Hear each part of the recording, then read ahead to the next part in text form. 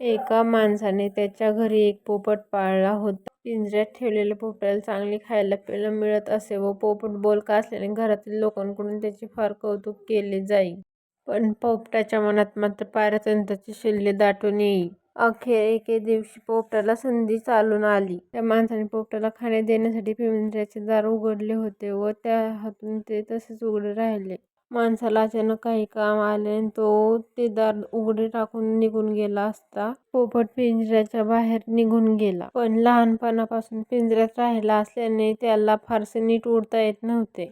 एका झाडावर गेला असता त्याला इतर पोपटांशी बोलता येईना, कारण लहानपणापासून तो परकी भाषा शिकत असल्यामुळे त्याला पोपटांची भाषा येत नव्हती. म्हणून इतर पोपटही त्याला सहकारी मानत नव्हते. पिंजऱ्यात आहे ते खायची सवय असल्याने त्याला अन्न मिळवणे अवघड जाऊ लागले व ऊन वारा पाऊस यांची कधीच सवय नसल्याने तो आजारी पडला व मरून गेला. तात्पर्य, जास्त काळ पारतंत्र्यात गुलामगिरीत राहिल्याने तशीच गुलामगिरीची सवय अंगात मुरून राहते. मग परक्यांचीच भाषा संस्कृतीच आपली वाटू लागते आणि मिळालेले स्वातंत्र्य टिकवण्यासाठीची जिद्द अंगी राहत नाही. परक्यांच्या संस्कृतीचे चांगले काही घेताना आपल्या संस्कृतीचे विस्मरण होऊ न देणे हाच खरा शहाणपणा.